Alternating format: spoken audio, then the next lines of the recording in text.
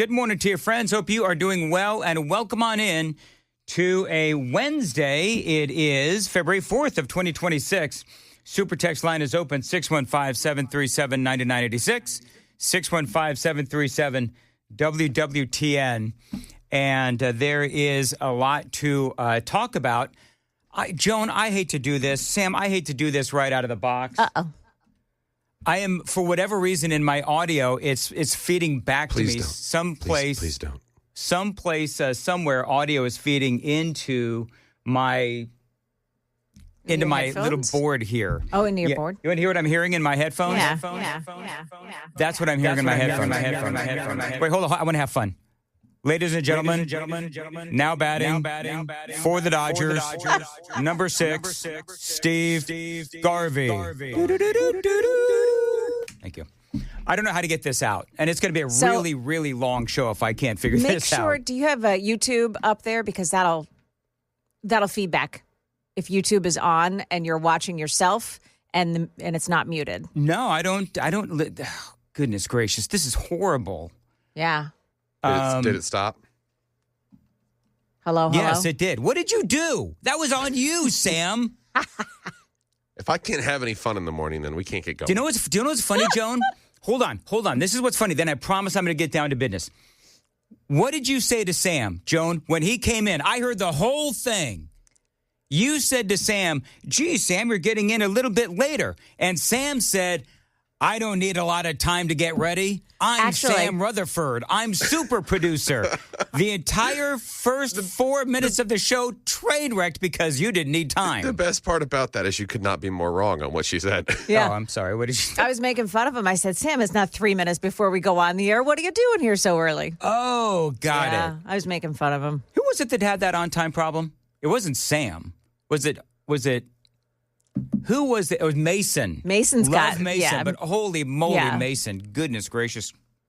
A lot of nail biting going on when Mason. Yeah, we don't need to get into that. The nail biting is before. After he gets here, everything is lovely. Yeah. Smooth and calm. If he can stay awake. Stop. Because, no, I'm not. Mason works a lot of hours. He's That's not what used it to is. Yeah. So If anyway. those kids could read, they'd be very upset. Okay. Anyway. So, you guys want to do it real quickly. Now my entire first segment has completely been thrown off. Hey, hashtag thanks, Sam. Did you watch the, this is run through all of this stuff that I got going on. First of all, at 6:35, Congressman Scott Desjardins is going to be joining us. We are going to be talking about the SAVE Act. We're going to be talking about spending bills. We're going to be talking about the storms. All that stuff with Congressman Scott Desjardins. 7:05, we do have Brian Wilson. He'll be joining us. 7:35, I'm really looking forward to speaking to Hans von Spakovsky. Joan, have you been paying attention to what's going on in Georgia with cleaning up of the voter rolls and the FBI going in? This is such a glorious uproar. I'm loving it. It is. I think this was going on, before I went on vacation, and then the storm hit, and everything went to hell in a handbasket. But Hans is going to give us the very latest on what is going on in Georgia. Because what did you said it was delicious, didn't you, Joan? It's glorious, delicious, all those whatever. things. Yeah, those descriptives. So Hans at 7:35, 8:05, Matthew Hurt is going to be joining us on Super Talk 99.7. So the NES, just real quick, had a press conference yesterday, and I think it was clearly a train wreck. Did you see it, Joan, at all, the press conference from yesterday? What about it? I'm sorry? NES CEO Teresa Broyles-Applin. Applin. Mm-hmm. So she got up there. She's talking. Also, the operations manager was talking as well.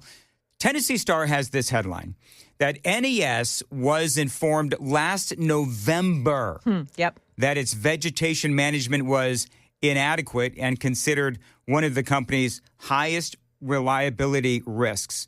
Now, this was part of a meeting agenda. The bottom line here is that it was flagged and sent to the company's board, where NES CEO Teresa Broyles-Applin apparently did nothing about it. This is the quote. Inadequate vegetation management and maintenance of the distribution system, increasing frequency and duration of outages. The NES report described the issue. So they were literally told back in November that there was a storm a-coming one way or another, and their vegetation pruning, if you will, the vegetation management was not where it needed to be. So this was part of, and I'm just going to play some of this audio for you. Brandon Whitlock is the operation manager for NES. And this is what he had to say. We've continually onboarded additional line workers. We're currently somewhere around 1,800. One of the big asks for us as NES is how do we integrate 1,800 line workers in with our native 200 line workers? It's quite a stretch, as you've heard Brent talk about before. We've successfully done that. We've expanded our resources, integrated them in with us, and daily we work out a work plan for all of those resources so that we can execute that plan and restore power as quickly as we can. Currently, we've been working, of course, most important customers, critical care type resource outages, and then working down into largest outages first. So we're to, what is it now, Joan, 20,000? Is that where we're at as far as outages go? No, we're at 11,000 this morning. 11,000 this morning. Okay, so definitely making progress. Yeah. Definitely making progress. Here's the deal. Once everybody's power is back on, this story is not going to end. I mean, this is going to be ongoing. Talking to Jack Johnson about this. Remember Senate Majority Leader Jack Johnson yesterday about the Freddie's big commission, in which, by the way, everybody, at least I think everybody, is joking and laughing about Freddie's little commission where they're going to look at everything that went wrong. I mean, come on. And it's going to take a year?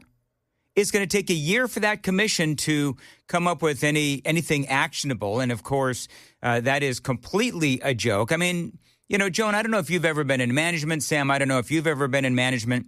I've been managing for about 35 years. Thank God I don't have to do it anymore. But when there is something that needs to be taken care of and you really, truly want an answer after they get everybody's power back on, it is absolutely hair on fire. Figure out what the hell went wrong. I mean, that's what is supposed to happen, because realize that once we find out the totality of what, you know, Freddie's little commission has found out, we're going to be through another winter. Yeah. Right? Yeah. So whatever has gone wrong, and by the way, we don't need a 9-person appointed by Freddie O'Connell commission to tell us what has gone wrong. Like, we just don't. We all know what went wrong. I mean, I've got the audio from Teresa Broyles-Applin, but, I mean, we all know what went wrong. Do you know what's so funny, Joan? Like, we know what went wrong. They have no idea what went wrong. I mean, I've got the audio coming up, but if you listen to the audio, this woman, this CEO, is completely clueless as to how much money was actually spent on, tree management, vegetation management, pruning, and all that stuff. She has no idea.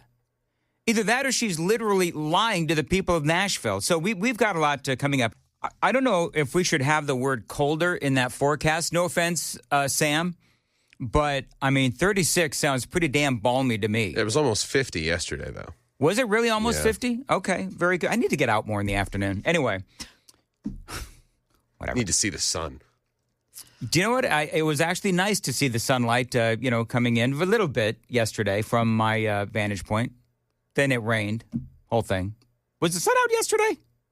I just mean in general. Oh, generally speaking? Yeah. Very good. Teresa Broyles-Applin was asked if she felt like she should resign or anyone on the board. Now, let's play a game. Joan, Sam, what do you think she said? Do you think she said, yeah, the entire city and most of the state legislature and pretty much all of America is saying that we should resign? Do you think she agreed with any of those millions of people that are saying they should resign? How about no? How about absolutely no? Hell no. Accountability is important.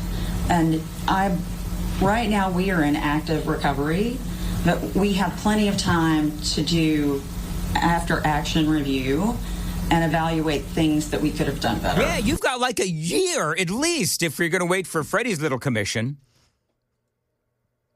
When is Freddie up for re-election? It's in November, right, Joan? Is that when Freddie's up for re-election? I think. When is Freddie? Because Joy Styles has announced her run, so it's got to be in. And she sounds so normal. August, up for re-election, 2027, yeah. No, he is eligible to run for a second 4-year term in the 2027 election cycle. So in 2027, okay. That's what it says. Is that for 2027? Like, in other words, like we're having midterm election. We're having elections in 2026.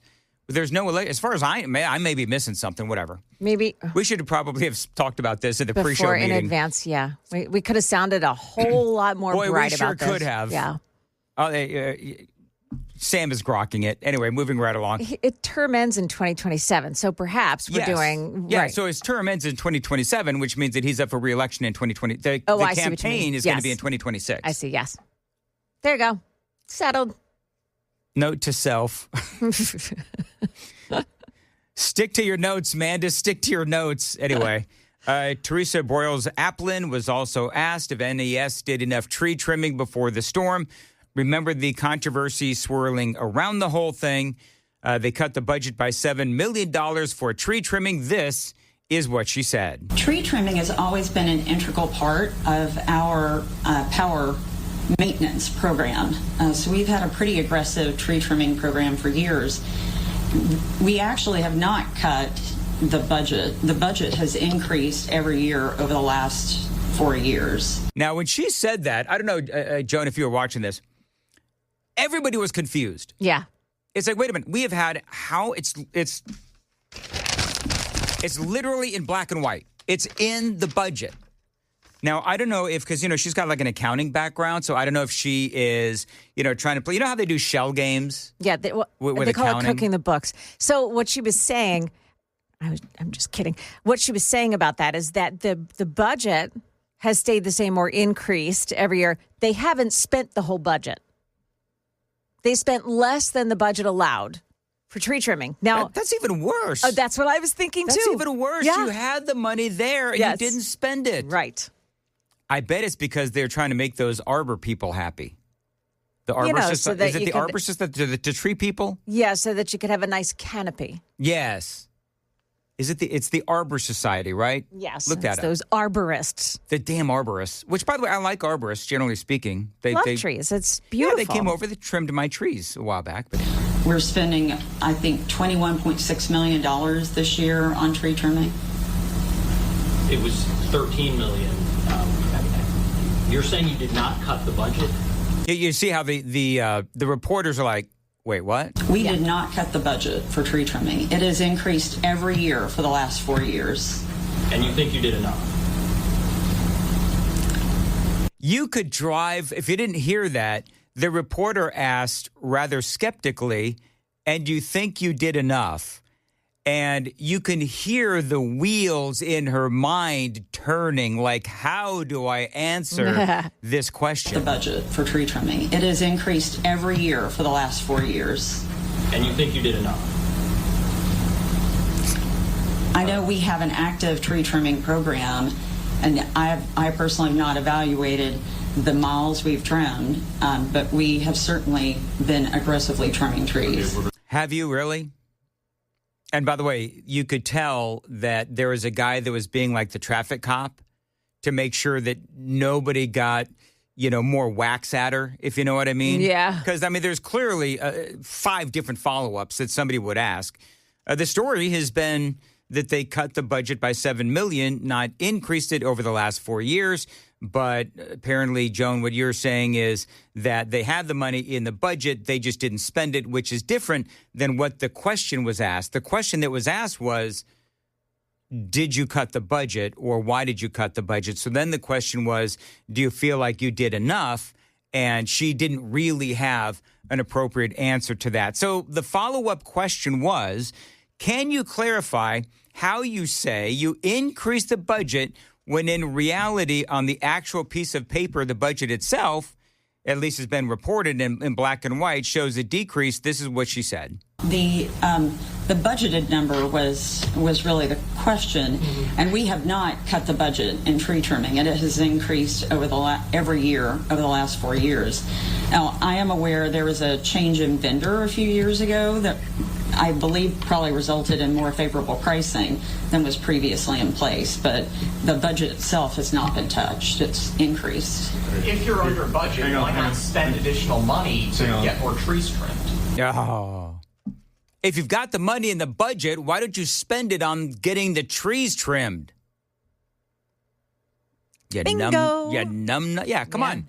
Hey, Sam, with all your fancy little sound effects over there, where's the bingo? Bingo. Timing is everything, Sam. There may be a plan to trim more trees. I mean, I don't know that we weren't trimming additional trees in that case. How do you're the CEO? You are the CEO, and you didn't think to look this up before you came out and faced the media and media scrutiny? Last year you were $4 million. You said $18 million budget. You only spent $14 million on tree trimming. What could that $4 million have done? How many trees could you have trimmed with that didn't get trimmed? Well, as I've stated, tree trimming is a critical part of what we do, and we do have a very robust vegetation management program. So, I mean, Sam has done the math because he's the college person. Well, did you go to college, Joan? Yeah. So I'm the only college dropout of the three of us? It's okay. Donald Trump loves the uneducated. You know, the best thing is, a sign of my non-college education, I almost said there was four of us. Clearly, that's a sign of my college. Just perfect. Yes. Anyway, Sam, in my defense, though, I went to college in New Jersey, so which is like elementary school for the rest of us. Anyway, so Sam did the math. So how many additional trees? Well, not how many additional million... trees. Okay. I did kind of get excited. It's some napkin math here. So in comparison, Knox County spent roughly $15.5 million. That's their annual what they spend on vegetation management, whereas Nashville-Davidson, obviously we just heard $14 million, which was cut from $21 million in 2023. So she's lying blatantly to the media on that. However, look at the total line miles covered. Nashville, Davidson County, 5,900. Knoxville, 55. We're talking just a few hundred miles difference. Yeah. And gross, different amount of money for budgeting. Right. Where is it going? Where is it? That $4 million could have, and Listen, it does ask the question, what kind of trimming are they doing? Sam. Just saying, Good. I got excited. Good. Sam, that DEI doesn't pay for itself, man. Well, it's true. You have to hire a woman of color to come in and yell at you for how racist you are because you're a white male. That's exactly right. She was also asked, by the way, this Teresa Boyles-Applin was also asked why she couldn't get more in earlier, as we are now more linemen in, as we're now 10 days after the storm. Now, she says that this was all part of the planned scaling. I don't understand this. She says this is part of the planned scaling. So scaling up or scaling back? Let's find out, shall we? People are really hurt at this time. So what can we tell them when it comes to the response of the linemen? We have an incredible amount of concern for our customers who are out of power and want them restored as quickly as possible. So in recent days, we added 500 linemen yesterday. We have additional linemen we're adding tomorrow. So we are, as we can safely absorb them, we are flooding our system with them. And I think what we talked about the other day was that we have to have someone that is trained on hazardous energy control on our system that can lead the line workers around. We can't just dump them in our system and let them go. System control can't see them. They need clearances from system control. So someone has to be trained on that to lead them. So we had brought additional people in and done an expedited training on hazardous energy control so we could deploy more linemen. Can I ask a question, though? Isn't the deploy... You heard what she said, right? They had to do hazardous training disposables or something like that. But isn't it all the same? What hazardous material do we have in Nashville that isn't the same that you would find in a Georgia or a Knoxville or in a, I don't know, whatever our neighbor, Kentucky. You know what I mean? Like I just. Pedal taverns. What? Pedal taverns? Sure. Like, how are the linemen supposed to get around all those pedal taverns? Oh, is that what it is? Yeah. Okay. See, I thought she was saying the hazardous material that comes off the pedal. Well, there's that too, yeah. Listen, if I was college educated, Joan, I would have got that. Yeah. Sorry about that. By the way, Travis Robertson over on the YouTube chat isn't feeling great. So I told Travis, feel better, Travis. We're pulling for you. And apparently I got caught whatever Travis had as well. You want to talk about a meeting of the minds or a meeting of the half minds? I think let's do a meeting of the half minds. Okay. Don Lemon and AOC. Oh. You like what I did there? Half minds? Anyway, this is what they're talking about. They know that they can't go after all of us. They know that they can't go after everyone with a cell phone. They know that they can't go after every single journalist who's trying to cover these stories. And so what they want to do is that they want to make an example out of one person that's highly visible or has a position of leadership. Like, so you talk about how Don Lemon has been arrested for taking part in stopping that church service. Yeah. And she's trying to say, oh, Don, they can't stop all the journalists, so they want to make an example out of you, pretending that what Don Lemon was doing was journalism. You or like Georgia Ford, in order to get people who are trying to do similar things to self-censor, to self-silence, to be afraid that, well, if it happened to him, then it could happen to me, so I'm not going to do it. Because they know that we outnumber them and they know that they can't go after all of us. So I think I just want to say how important it is, the example that you're setting by not backing down, that, you got out. So this whole thing is based on the premise that what he was doing was actual journalism. Yes. Do you know what this whole episode reminded me of? Years and years and years ago. I'm going to be honest with you. I don't even remember what city I was living in. I think it was Colorado Springs. And so we're talking about that's many years ago. And so I was out of a job. And so I'm applying, like, you know when you get, I don't know if you've ever been out of a job, but I was like literally applying everywhere. Yeah. And I got an interview with this one place. And so they sent me a link to some stories, and it was, I didn't really understand what it was. And so, I cut a couple of voicers, a couple of little radio news reports, and we're trying to, just trying to get some work. And so they send me this story about like fish hatcheries, something like this. I didn't really understand what I was doing, but it's like, okay, whatever. So I do this story. And they call me back and they're like, well, what we do is sort of like advocacy journalism. Oh, I see. Oh, no. I had no idea. I was like, advocacy journalism? What do you... I had never even... Because this is way before my awakening, way before my awareness. And advocacy journalism was not... Then, it wasn't what it is now, which is basically the mainstream media. I didn't get the job. They said, if you can write and do this story again, but you can... I wish I had a tape recording of this. Oh, it would have been good. If you can advocate for the fish, then we'll pay you whatever it was, $25 a story. And I'm like, now at this point, I'd been a news anchor. I mean, what I thought was a serious, journalist or whatever. And I'm like, I'm not doing that. I'm not going to advocate for a fish in a news. I was like, egads. I was so appalled. My little news senses was going off. Alarms going off in my head. Egads. I think I said. Golly gee willikers, bad. I may have said that too. So yeah, that's what Don Lemon was doing.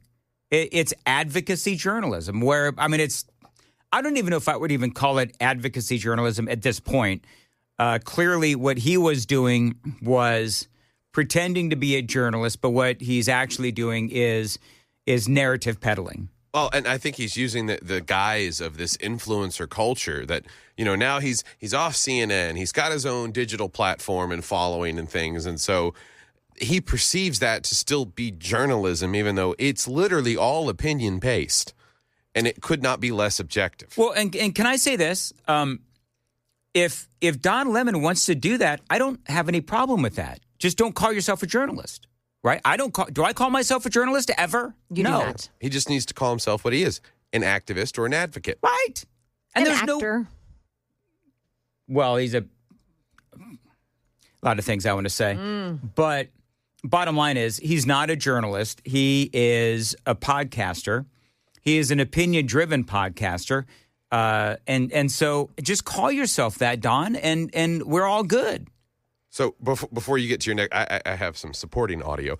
I don't think he's ever really been a journalist except for maybe the early days. But I was hearkened back to the time where Don and a fellow Black American man sat down at the desk at CNN to discuss something, and he got absolutely clowned. Listen, I'm looking at 3 dead cops this week, Sheriff, and I'm looking at 5 last year. You trying to tell me to keep it down? Please, if you will just please, we can keep it civil. So, because the message to people at home, I'm sure you want, is one of civility. I wish, Don, I wish you had that message of civility have a conversation toward this with you. hateful ideology, these purveyors of hate. You don't know what my message is. That's what I what want they to say do. to you is, these people preach are you going to get a word in? Pause that real quick. So what they're taught, that's the sheriff, is it David Clark? David Clark. Sheriff David Clark on CNN, 3 cops have been shot at the time. And David Clark is trying to say, listen, I've been looking at this for 2 years. This whole Black Lives Matter BS and the defund the police BS. And we've seen this coming for years. And I love that, Lemon is trying to, he's so delicate, back then. And David Clark is not having any of it. Here's more. In the name, my message has been clear from day one 2 years ago. This anti-cop sentiment from this hateful ideology called Black Lives Matter has fueled this rage against the American police officer. I predicted this 2 years ago. Mm-hmm. So what I want to know, okay, Sheriff. Do I want to know? With all due respect, do you know that this was because of that? Yes, I do. As a law enforcement officer, I've been watching this for 2 years. Yep. I predicted this. Yep. This anti-police rhetoric sweeping the country has turned out some hateful things inside of people that are now playing themselves out on the American police officer. Yeah. I mean, he was right, and now we see it with ICE agents. Yeah. Don Lemon has an issue with law enforcement. Yeah. I remember that audio. I played that audio. I think I played that audio at the time, and it was great. Now, The View, Joan, spent a little bit of time defending Don Lemon. This is Joy Behar, amongst others. So, I mean, all I can say is it's in the Constitution, the right to protest. And he wasn't even there protesting. He was there as a journalist. Yeah, correct. And I think they want to use him as some kind of a, an example. All right, so that's the narrative. We just heard AOC say the same thing. And now Joy Behar is saying, they want to use Don Lemon as an example. Again, Don Lemon was not serving as in the role of a journalist. Joan, you're a journalist. Can you ever in a million years see yourself kissing the cheek of someone that you're covering? Absolutely not. Because do you remember there's a photo of Don Lemon. He is kissing the cheek of that activist black preacher lawyer woman. Who's been charged. Yeah, who's now been charged. He kissed her on the cheek. He even, what? Nakima. Yeah, whatever. So he said something like, you would make me turn straight or something like that. Oh, my gosh. So, I mean, a real journalist doesn't kiss your subject on the cheek. I think you're going to give Chris Hand a conspiracy to follow. What's that? That secretly Don Lemon has been straight the entire time to brainwash women. Oh, is that what it is? You know what? He's been pretending. Just like he's like Jack Tripper in Three's Company, who pretended to be gay, right? Yeah, right. No, he pretended to be. Yeah, he pretended to be gay, yeah. right? So Don Lemon. So here's the new conspiracy theory. Here's what we need to do. Somebody send Chris Hand like a thing to get his mind going on the super text line. Hey, Chris, we think that Don Lemon is really straight, but he's been pretending to be gay so that he can have this platform of being the first gay black out journalist or whatever it is. That could be his thing. And Chris could just go down that and do Birds Exist. And I figure, what are the other conspiracies of Chris? I'm sure there've been aplenty. Oh, there's the whole big foreskin conspiracy. Oh God, no. When Chris, I just so we're clear, I love Chris Hand. I hired Chris Hand. One of my favorite people of all time, and when he did that thing on foreskin. That was the epitome of listening to a train wreck. Like I could not tune away. It was so, I'm going to say it was bad, but it was not bad broadcasting. It was just. It's what he does. Yes. Yeah, it it's was what like, he does. oh my God. Mm-hmm. You know what? The other conspiracy theory that we could try to float, to Chris to, really start focusing on is Joy Behar, really a human? Or is she like a visiting alien? We could do that too. To intimidate other journalists. Yeah. But I was reading something the other day about World War II. Mm-hmm. When the Americans liberated Dachau after World War II, after the Holocaust. Of course, we're bringing up the Nazis, right? Of course. Remember, we haven't heard this before, so we're just riffing on the audio. Dwight D. Eisenhower said, take pictures of these concentration camps because years will go by and people will not believe this happened. Yeah. So this administration does not really like somebody like Don Lemon, who has a camera, who has a position like we do in a way, to speak to the people and tell them what really is going on. God bless Dwight D. You know what's interesting though? They didn't have that same opinion when Nick Shirley was doing his investigative reporting, did they? They did not. They seem like the kind of people that lock themselves in their car just to smell their own farts. What? What did you say? They seem like the kind of people to lock themselves in their car to smell their own farts. That's how highly they think of themselves. Nothing they do is bad. In any event, yeah, I'm not sure what to say to that. Joan, do you have anything to say to that? Have you ever locked yourself in your car to smell your own? No? Okay. Doesn't happen. Yeah. Well, you know what our problem is, Joan, according to Sam, is clearly our self-esteem is too low to think that our farts smell good. I fart in your general direction. Anyway, so with Joy Behar, completely derailed. So with Joy Behar, they didn't have that opinion when it was Nick Shirley or any of the other influencers or independent journalists, whatever you want to call them, that were out there, to quote Joy Behar, telling people what was really going on. Clown show. Eisenhower and Don Lemon. Yeah. And I would just like to add that I think they've made him more popular than ever. Yes. He now will triple his viewership on his podcast. Mm-hmm. Good for you. He will. So there you go. That is Joy Behar. And, I think we need to start playing clown music every time we play audio from The View, which, by the way, people got to admit that I don't play as much View audio as I used to because I used to get yelled at all the time. Do you remember that, Joan? Yeah. I get yelled at every time I play audio. Why are you playing the audio from The View? Are you a secret liberal? Did you just turn into a Jewish mother there? I don't know why I did that, but I did. Because it's Joy Behar, that's why. See, you sound very good, Joan. It's one of my specialties. Yeah, my kids really love that one. Get her to say some actual sensible, stuff. And well, Joan would have a hard time dumbing herself down to Joy Behar's level. I'd have fun trying. I had to literally remove part of her brain.